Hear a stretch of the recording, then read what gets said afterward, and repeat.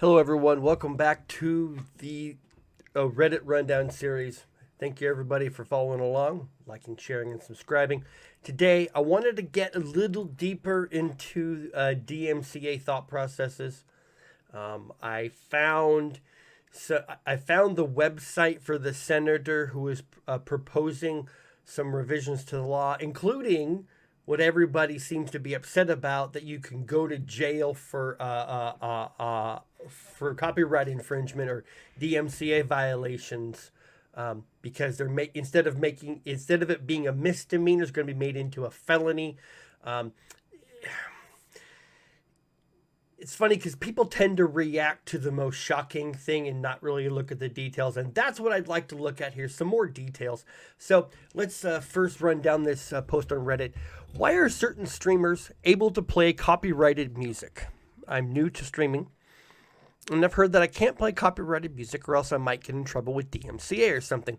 And then I see streamers like this person who react to mainstream very regularly. Probably listen to that. Seems confusing. How is he able to play this music on the stream? If there's a permit or something, how do I get it? So if the streamers in this thread at the time I'm recording is fairly new. If the streamer is doing it legally, then it most likely means they have a written agreement with the record label or whoever owns the music that they can use it. If not, then they probably just do it live and delete the VOD afterwards, because there isn't anything in place as of yet to take someone's stream down live because of a DMCA. But boy, howdy do I miss listening to Drake. Okay. Here's one. Either he got a license to play the music, doubtful, or more than likely he doesn't care and does what he wants anyway. Then there's some more comments. So it's funny because the DMCA Act was passed in 1988. The law has not kept up. And so we have a senator from North Carolina, Senator Thom Tillis, is proposing a law. This is proposed. Okay, proposed. Let's just relax. Let us look at some details and see what's going on. So it's currently open for comment. You can go to a site at tillis.senate.gov and check out what he's doing here. Okay, December 22. Today, we're about 2 weeks after this post on his site. So today, December 22nd, Senator Thom Tillis, Republican, North Carolina's chairman of the Senate Judiciary Subcommittee on Intellectual Property, released the first discussion draft, that's an important statement, of legislation to reform the Digital Millennium Copyright Act, DMCA. The Digital Copyright Act of 2021, DCA, is revolutionary legislation that would modernize U.S. copyright law for the new millennium. Okay, so basically he's trying to update it. Okay, now people will overreact saying, oh, I can go to jail. Okay, that's probably not the first thing that's going to happen. Okay, it's probably not the first thing that's going to happen. So you can go on his site, you can make comments, you can read a text discussion of the draft legislation, read the section by section discussion, read the one-page discussion. Okay. Here's some background, and these are the details that I kind of want to think out in real time. This is, like I said, these are off the top of my head. I don't really plan this very much. I kind of want to do free thinking and get some discussion going. Okay, the Digital Copyright Act of 2021 is the product of an extensive legislative record developed through 6 hearings of the Subcommittee on Intellectual Property, focused on reforming copyright law in the digital environment, as well as 2 staff briefings, and it incorporates numerous recommendations from 4 extensive Copyright Office studies.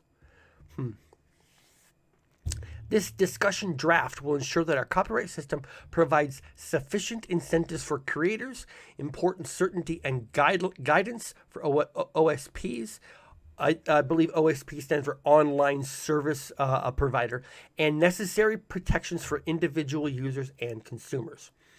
Significant revisions include increasing the role for various federal agencies in establishing regulations to better protect copyright owners and individual users to increase certainty for OSPs. Regarding obligations under Section 512, such as establishing technical measures, the OSP must accommodate or adopt and best practices that account for differences in size, service, and scale of infringement. So basically, what they're doing is they're trying to assign tiers here that, this kind of violation will get is like a level 1, level 2, level 3, just as kind of a general statement.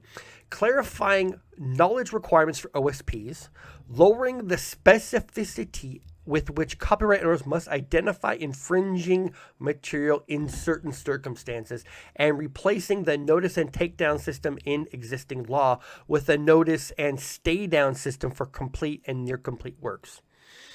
So let's stop right there. Let's take this and break it down. Clarifying knowledge requirements for OSPs. So what this is doing is giving websites structure.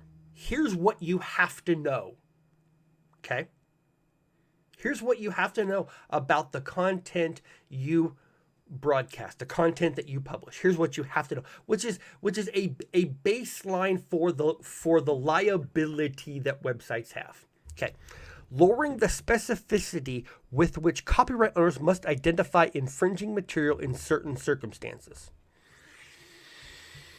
That's okay. I would like to know what the certain circumstances are, because that phrase right there tells me they're going to allow copyright owners a wider berth, a wider range, a wider allowance when saying they're stealing my material in certain circumstances. I would like to know what that certain circumstances means.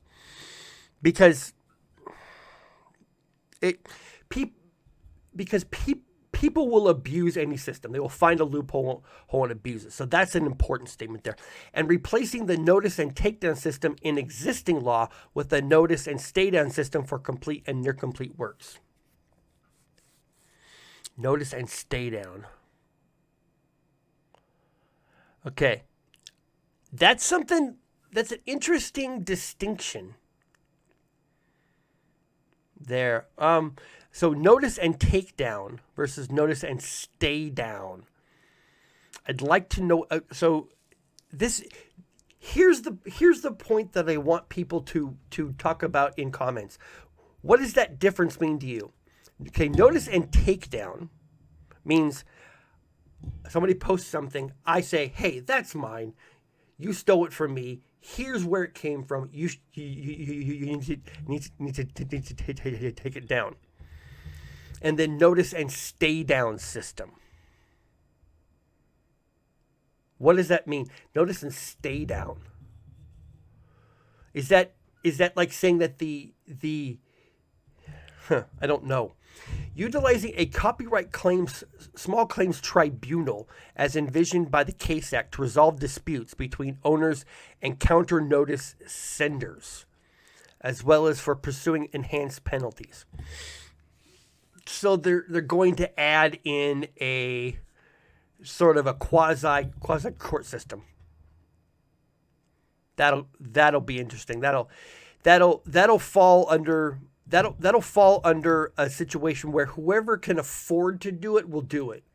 That's frustrating. Creating a limitation on liability for good faith users who, following a diligent search, are unable to locate the copyright owner and still use the orphan work. Okay, so what that's saying is, I found this cool piece of art, or I found this track, and it doesn't really give me any information on who created it. And I do a little searching. I try to search maybe the title of the soundtrack. I do some other searching. I go on various databases. And if I can show that I've done that, then probably removes a lot of the liability from me. Which is good, because there are people that do good faith efforts. Like, look, I tried to reach out to you. This email didn't work. I didn't. So establishing the Copyright Office as an executive branch agency within the Department of Commerce, led by presidentially appointed Register of Copyrights. They're gonna make more jobs in the government. That's so. For all the problems that we have with the Department of Homeland Security, they established the TSA. And the TSA has this authority that we never voted on. And so that statement right there, point 5, I have a general problem with. I realized that we need some sort of governance, and adding a layer into this will increase costs. Who bears the costs? Probably the people filing the claims or the counterclaims. Modernizing the existing permanent exemptions that allow for circumvention for security testing and encryption research, and adding new permanent exemptions. What this line sounds like to me is that they're kind of throwing in, when it's in the interest of national security concept, because you can add in permanent exemptions.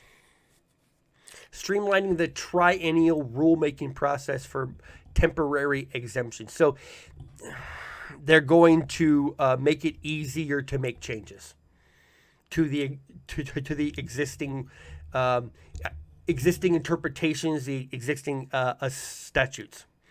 Expanding the possible scope of temporary exemptions by authorizing the Copyright Office to permit third-party assistance at the direction of an intended user to adopt temporary exemptions for trafficking of circumvention tools when the tool is being used to facilitate exempted circumvention.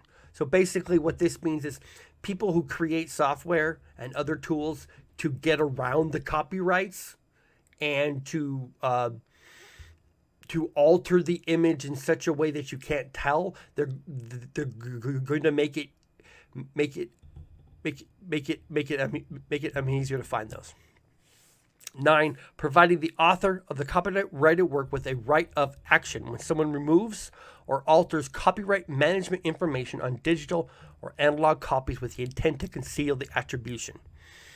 So if you put your watermark on something and somebody takes it off, they're going to make that some sort of a crime.